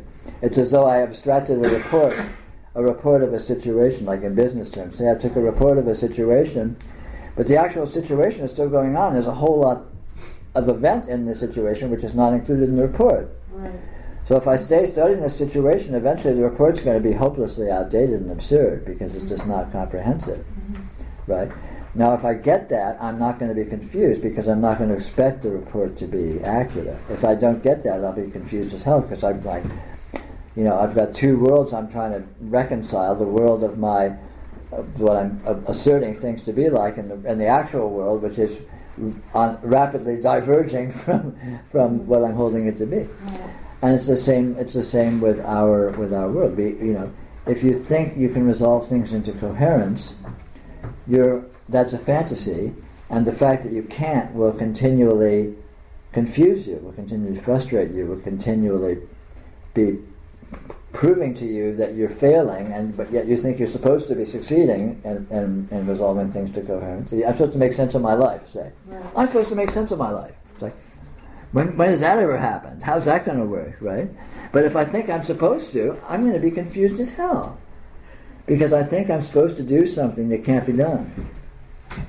Yeah, and that seems to be the primary mode of reality, is that we're always trying to resolve the chair. And when you get that it's unresolvable, and A, and B, it doesn't need to be resolved. It can be dealt with as an open-ended, unknown presence. It's much easier, and the confusion goes out to... All of a sudden there's no confusion. When you get that reality doesn't make any sense, the fact that it doesn't make sense is not confusing. It's only confusing when you think it's supposed to. See? You get that reality doesn't make sense and it's completely incoherent, and all of a sudden, when you really get that, it's a big load-off. All of a sudden, it's not confusing that things don't make sense. That's just how it is. So when you say when you really get that, I mean, that seems to be,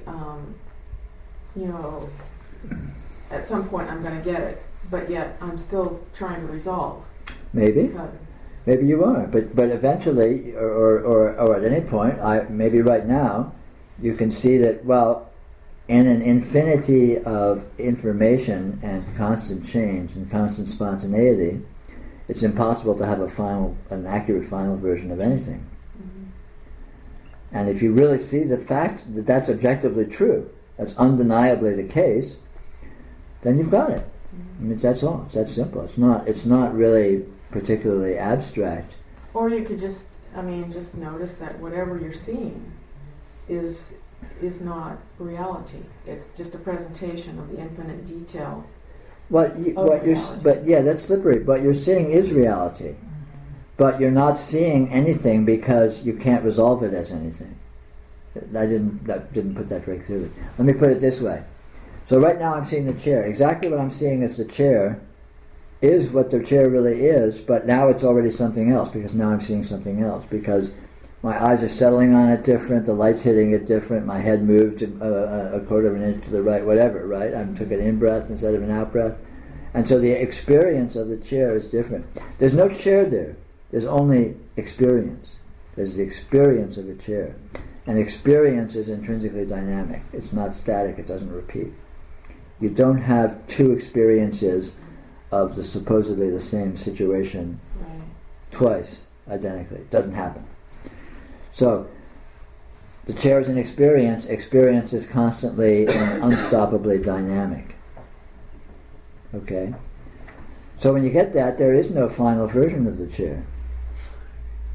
There's no final experience of the chair. It's not like you're going to have an experience of the chair that, okay, now I've experienced everything there is to experience of that chair, right? It can't happen. If you lived with this chair, every single time you saw it, it would look different. You'd be seeing it from a different angle. The light would be different. You'd be in a different mood. Your body everything would be different. The actual experience of that, you could see this chair. You could live with this chair 24 hours a day for the rest of your life, and you would never have the same experience of it twice. So in that case, what is the experience of this chair? Well, you can't say it because it's not a single thing. It's not a fixed thing. It's not a stable thing. It's an endless, infinite progression forever. It's like saying, well, what's the value of pi? Well, it's about 3.14. No one knows the value of pi. You can't say the value of pi because it's not. It has no end to it. Right. So does that chair have a story? The chair has no story. You may associate stories with the chair. And that would be the confusion part, is that there's a story about that chair. Yeah, if you think that's accurate. The fact that you're associating stories with a chair is not confusing. The fact that you have an intelligence that has a proclivity to do that is not confusing. The fact that those stories are not comprehensive is not confusing. Mm-hmm. It's only confusing if you think your stories should be accurate or were accurate or had anything whatsoever to do with the chair. I mean, an accurate story of this chair would have to include every quark it's made of, the entire history of every quark that it's made of since the Big Bang and back before then, if there's a before then, and so on and so forth. It would have to include the history of consciousness. It would have to include the genetic structure of your parents, and you're going all the way back to the first life form that appeared on Earth. Big Bang, Big Bang. So that's what the story would have to include if it's comprehensive. It's like, well, this chair was built in Indonesia by a guy named Juan. It's like, okay, great, but where did the wood come from? Yeah. Well, the wood came from. You have to start looking at the genetic history of the trees. You have to start looking at the nutrients that have been, the minerals that have been gone into the trees. Where those minerals come from? Well, most of the minerals actually were formed in supernova explosions of other stars. So all of a sudden you have to go to these other stars and start investigating these supernova explosions. Dinosaurs. I mean, this is just physical. Even after you've done all that, you still haven't described the chair. Of course, that's right. Yeah, and yet the chair intrinsically includes all that, and vastly more. And it's unfair to call it a chair. Of course, of course. It's an insult to chairs everywhere. They don't call this a chair. It's like, damn, a chair too. And it's not even a chair; it's an experience. So you have to start looking at what's consciousness. Yeah. So you see, there's nothing wrong with having stories. You just have to have really, really, really good ones, and even then they won't be comprehensive. Right. Well, and it seems that objectification happens, in a fleeting moment, Yeah. and the more intimately you are associated with certain experience, the more that objectification dissolves. And there becomes kind of a tangible, energetic exchange to do with that experience being part of the everyday reality. Mm-hmm. And so then, the less is known, the more intimate we are with things, and the less is known about them, actually. Yeah, exactly so. But you can also be with that from the get-go. That doesn't need to be a transition that you get to. Right.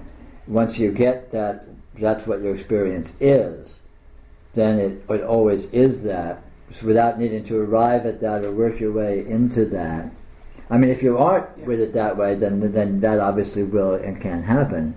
But it's also possible to really just get that, that your starting point is absolute undefinability and actuality, and then that can't develop into anything other than itself.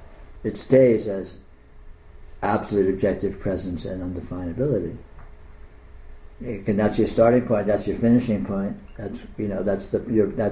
All of your progression is that, which is this.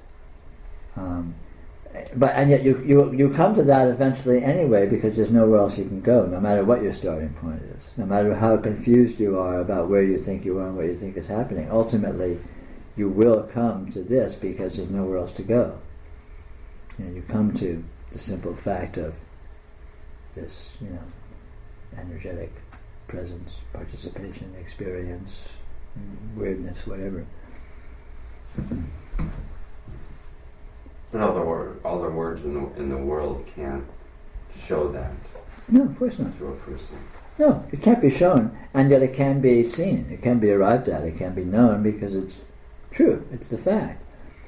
Again, this is a matter. This can't be contrived. This is a matter of individual maturing. At a certain point, one begins to see this. One begins to come to this. One begins to leave anything that seems to be other than this, and at that point all of this resolves itself spontaneously and begins to make sense. in its own terms, in its own nonsensical terms. Living in a world, though, with 3 billion people who are not seeing that, it's a tremendous influence. It is. It's a conundrum. I mean, it's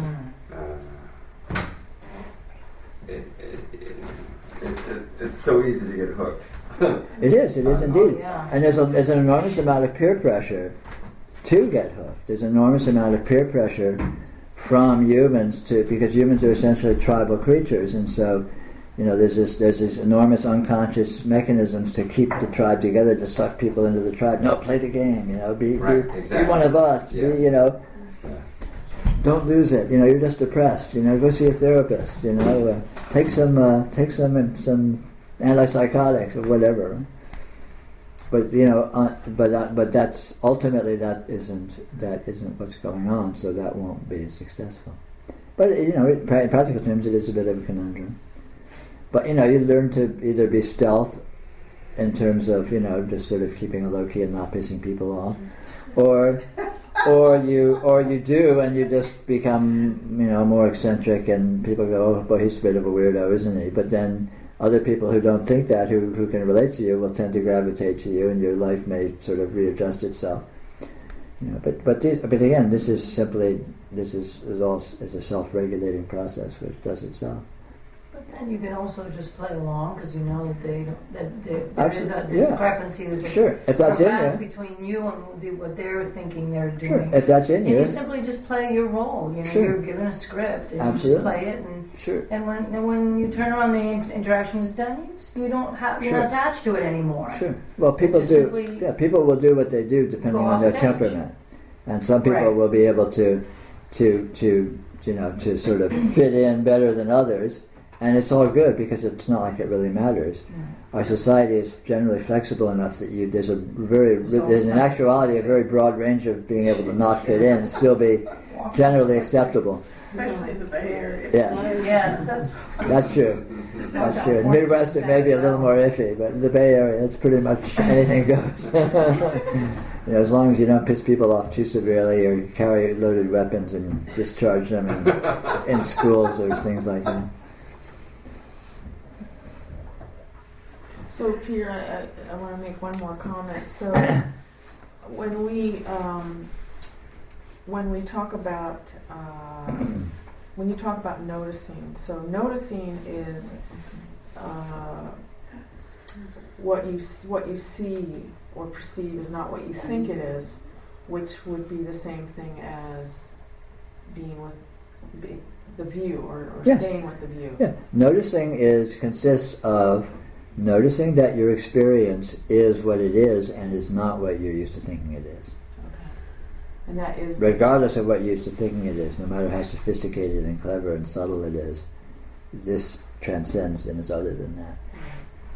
And noticing is seeing the actuality of experience and the self-evident fact that it is not what you think it is. And at that point you're with your experience non-referentially, i.e. not with reference to holding it to be one way or another, or defining it as this or that, or in various terms. So with noticing, you would never really get focused on anything. Well, you may or may not, but you see what focus is, and you discover focus is not what you think it is either. There's nothing wrong with focus, because again, nothing is what you think it is, and it's not like that's delicate and you need to exclude some things. Nothing's what you think it is, so focus isn't what you think it is. Words aren't what you think they are. Human interaction isn't what you think it is. Having a body supposedly isn't what you think it is. Consciousness isn't what you think it is. The world isn't what you think it is. Nothing whatsoever is what you think it is, no matter how elaborate and sophisticated and ingenious of an interpretation you have going. The reality is not that. So nothing would, at that point, nothing is believable then. Yeah, you should. Very much so. When you stop believing anything whatsoever about this, then it clearly reveals what it is. Because it is, when you stop believing about this, it doesn't go away. Mm-hmm. This is what this is not dependent upon your interpretation. It's not dependent upon your belief. And in actual fact, you can see what it is when you're not believing. When you're busy believing things about it and thinking things about it, that tends to be self-fulfilling. Because generally we're creative and intelligent enough to think believable things. So you're thinking relatively believable things about this, which enables you to not notice the fact that they aren't true. When you notice that they aren't true, that nothing you can think is true, then you see what is true. Because what is true is plainly revealed. It's right here. It's not concealed at all. Reality and the nature of reality is completely explicitly displayed. All of these, glorified transcendental spiritual terms, emptiness and infinity and all of these things turn out to be simple, pedestrian, observable, objective facts rather than these glorified principles that we can aspire to and only the Buddha could understand or something like that. It turns out to be this is just what experience is. And that's very plain and obvious once you are with your experience outside the context of an interpretation, outside the context of holding it to be this or that, either explicitly or subliminally.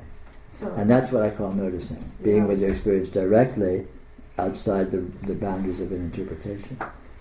That seems to be similar to the Advaita, where the neti, not this, not that. Sure.